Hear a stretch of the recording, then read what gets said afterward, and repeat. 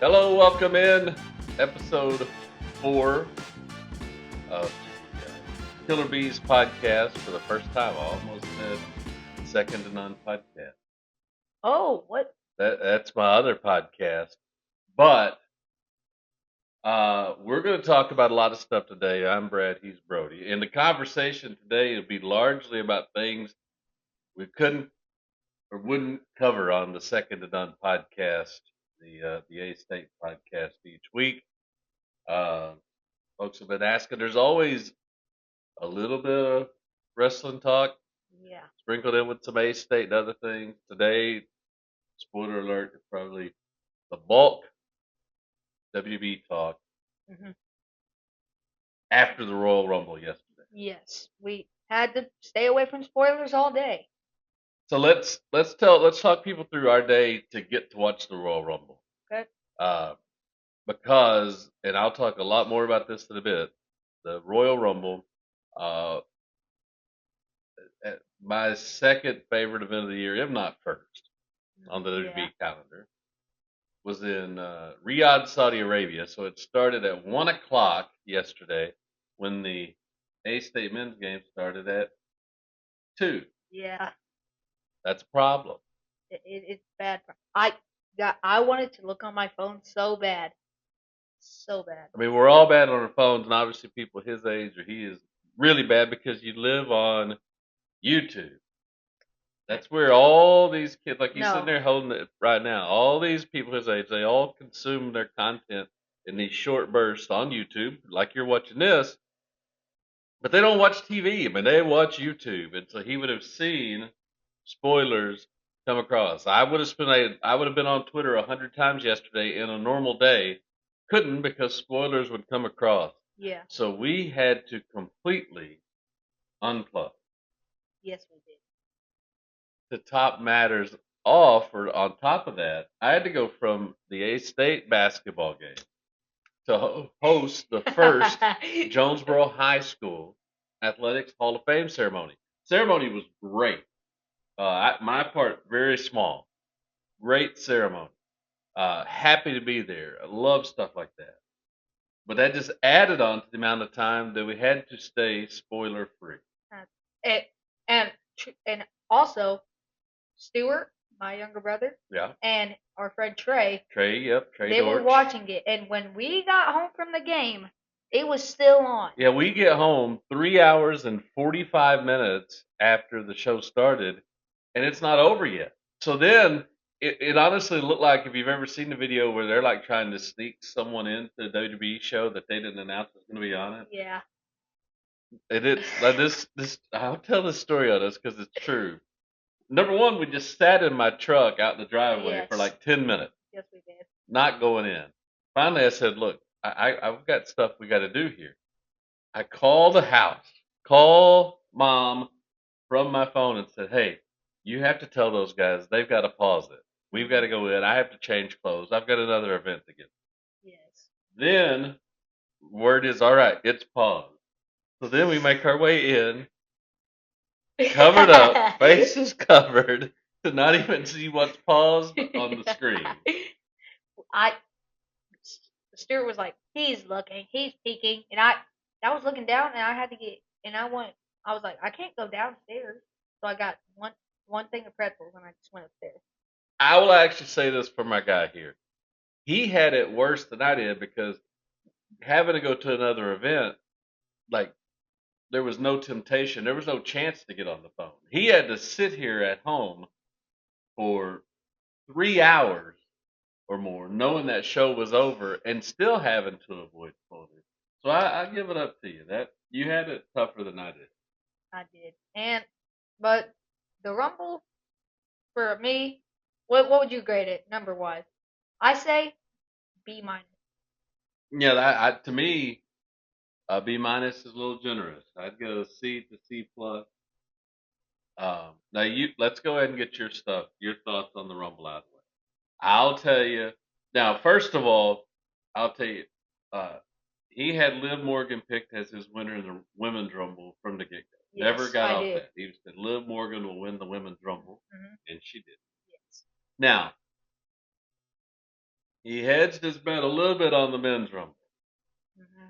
If he would have just stuck to his guns and just had the testicular fortitude to make one pick, I think he would have picked Roman Reigns.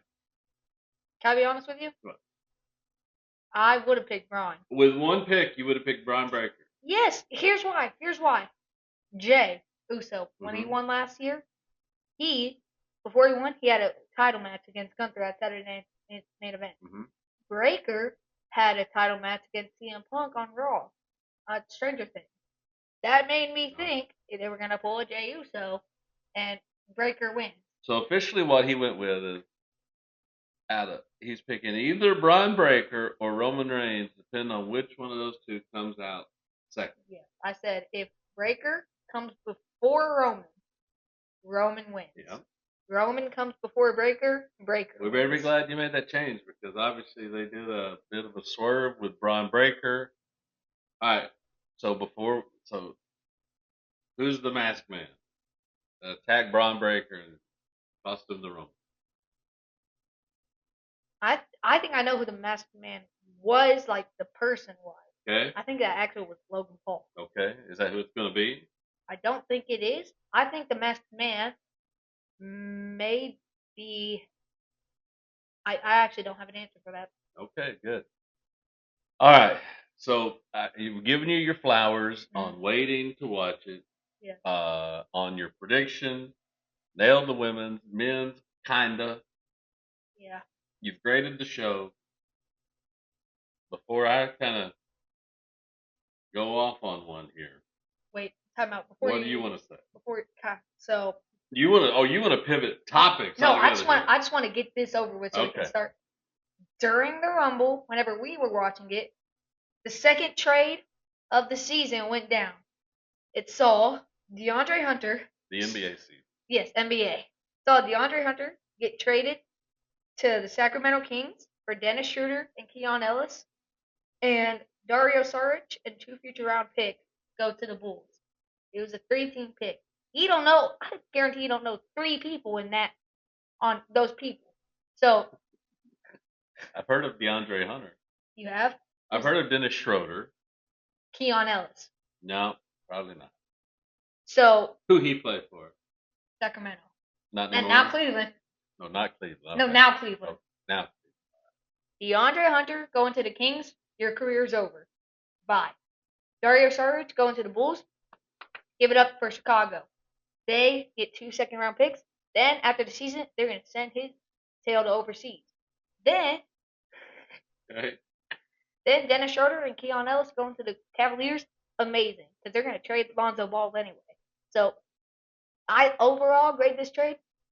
Great. Now let's go to the Rumble. All right, now to the Rumble. This is going to, my thoughts are going to expand beyond the Rumble. And so this could be a little bit of a rant. I thought the Rumble honestly was just okay, and there's reasons why. I thought I was the least hyped about the Rumble that I could remember being. There's reasons why, plural reasons why. Number one, and I don't know if it's in order, but the first one is I am so against taking really one of their 3 big shows. And I know they have 4 big ones. They have chronologically Royal Rumble, WrestleMania, SummerSlam, and Survivor Series. I don't even hold Survivor Series in the same regard as the other 3. You would not put money. Are you saying you wouldn't put money in the bank? No, the core 4. Oh, I get it. Summers is Rumble, Mania, SummerSlam, Survivor Series. Okay. None of those 4, in my opinion, should really even be international. They certainly, under no circumstances, should one of those 4 be in Saudi Arabia. And now next year we're gonna get a WrestleMania in Saudi Arabia. So that's terrible. Because you're dealing with all these. Look, like in the Eastern time zone, that show started at 2:00 in the afternoon, but the men's Rumble ended at 2 a.m. in Saudi Arabia. It was going at 2 in the morning for the live crowd there, and now there's all this debate about how was the place full or not. Listen, I get you saying. I get You were saying I thought that it night was, it but the was. more it went on, Yes, I you don't could know. see whenever they turned off those lights, you could see all the empty seats. And I'm at least glad Green Shirt Guy was there. He's going in the He was Hall of on the Fame. wrong side. Green Shirt Guy's gonna be in the Hall of Fame someday. So here's the thing: we're having to sit here and discuss whether one of the biggest events of the year was a sellout in a stadium that had was able to hold 25,000 people. A stadium built just for it. I understand. So here we go. So I'm going to ramble my way on to the big issue. For people who've liked wrestling as long as I have, and this is now, I mean, I'm about to turn 49, so I've probably watched wrestling for 48 years. I mean, it's really probably close to that. We know it is cyclical, peaks and valleys, ups and downs, highs and lows. WWE was on a high, and that's when it was sold to TKO, the company that owns UFC now owns Yeah. WWE, and they're trying to take the UFC model to WWE. Here's the thing: TKO, they're going to make a bunch of money, and that's all they're worried about. Yeah. But in the process, they're going to speed up putting wrestling in its next downturn. It's Yeah. cyclical anyway. They're going to speed up putting wrestling in a downturn. And I didn't say they're going to speed up putting WWE in a downturn. They're going to put wrestling in a downturn because how WWE goes, the whole industry goes. Yeah. Because there's so many people out there who aren't fans of Joe Blow that call every bit of professional wrestling WWE. Mhm. Just like people call every brand of gelatin Jello, just like everybody calls every brand of cotton swab a Q-tip, people call every kind of wrestling WWE. So they're going to put the entire wrestling business in a downturn quicker because of the way they do things. They turn everything into a money grab, and I know it's a business, but it was a business that was already profitable, or you wouldn't have bought the damn thing. Sorry. It's a business that was already profitable, but you're trying to squeeze every penny out of everybody you can. Pricing families out of the shows you do have in the U.S. Raw's in Memphis in 2 weeks. I couldn't tell you if we're going or not. And we're the biggest WWE guys you know just about. And I can't tell you for sure we're going to Raw in Memphis because I don't know if I want to pay the ticket price. Okay, here. I'm gonna join your rant. I think this is what WWE should do because of TKO. Either cut ties. We can't do that. They own it. Oh, frick. My fault. That's not as bad as what you said. Go on. Okay. They should either do this. They should either try to make the wrestling or the matches top tier. Okay, never mind. Forget where I was going with this. Yeah, we're not talking about the same thing. Here's the thing. Here's what I'm telling you. I understand the Rumble show is going to be longer because the Rumble match itself has to last essentially an hour, and there are two of them. I get it. But you went 4 hours and had four matches. All right, it's hard to sit through that. Mm-hmm. Get on with it. Number one, and again, the ticket prices are crazy. They priced most of their fan base out. They're pricing them so high that they don't want to sell them all because if they sold them all, they would think, "Oh crap, we could have sold them for more." I'm almost glad they stopped doing the post show kind of press conferences because Triple H would sit down and talk. All they talk about the records they broke in revenue. Well, how do you, how do you keep going to the same places but keep breaking revenue records? Because you keep charging more. Well, it's going to be fine because it's going to work until it doesn't. Until you until you tap people out, and in turn they tap out on you. You're going to slow the whole business down. They're going to make a whole bunch of money in the process, and they're not going to care. But for wrestling people, it's frustrating that they're speeding up the next downturn. The product is not great. That was not a very good Royal Rumble, short of surprises. Yes. I mean, the Royal Rumble is great as much of anything for the pop. Wasn't there with that crowd? That crowd, God bless them, didn't deserve the Royal Rumble. No. I think Riyadh should have like the crown Sure. jewels, the super shows. They can have those. They can't have the big 4 pay-per-views. And I'm not.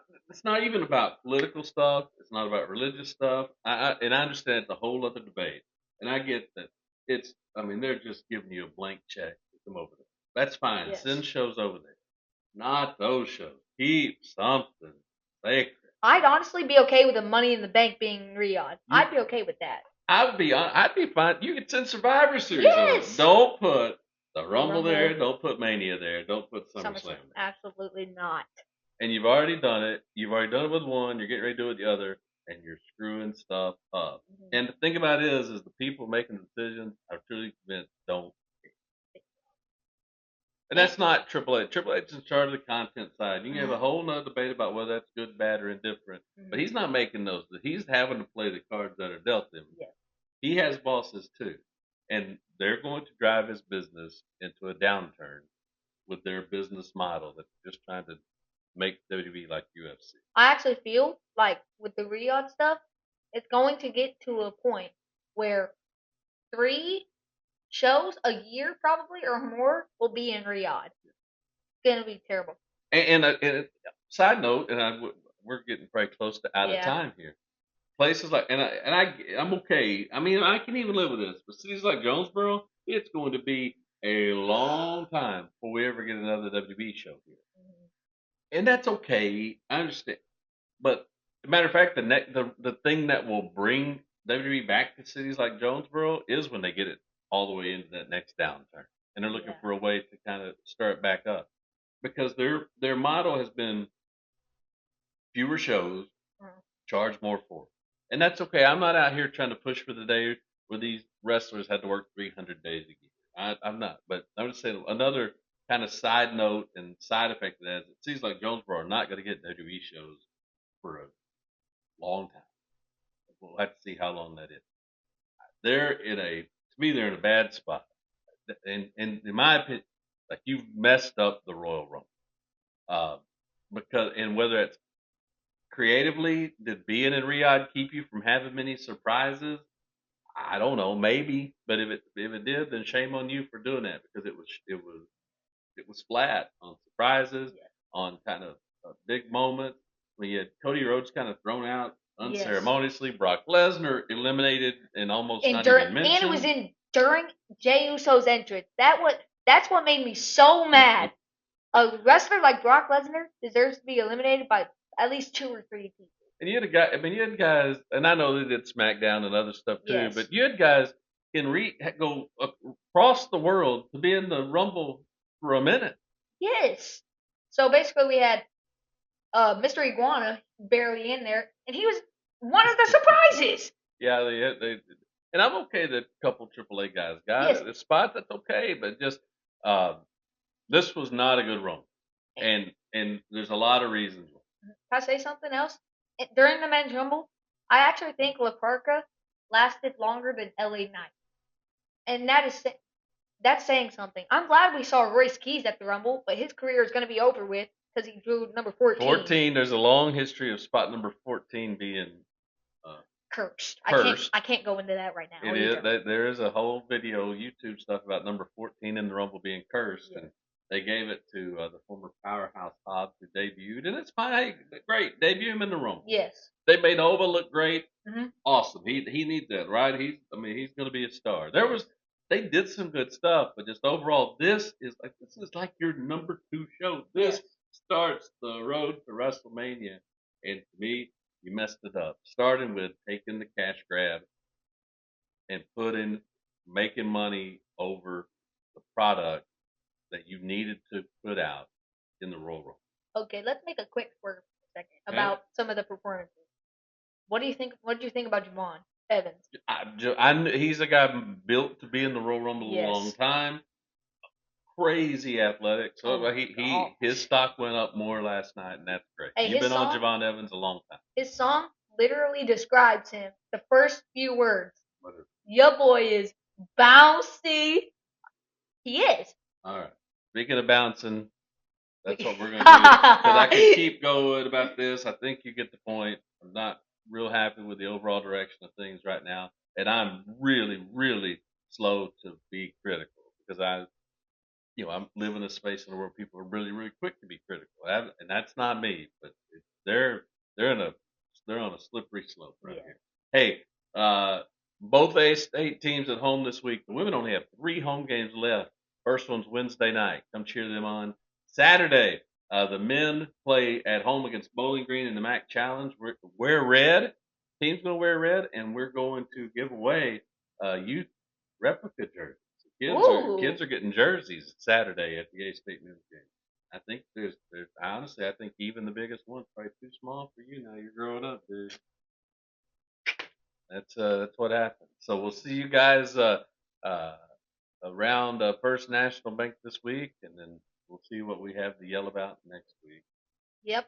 And I will say something about this rant you went on, Dad. Okay. I call it, if this podcast episode gets a lot of views, you're going to be trending on Facebook. Wow. Maybe. Because of like, everyone's going to be saying, I agree with this man. Watch this clip. Well, of course they do. So until we meet again, I'm Brody. well, I'm Brad. What are you going to say? Deuces, ooses. What's up?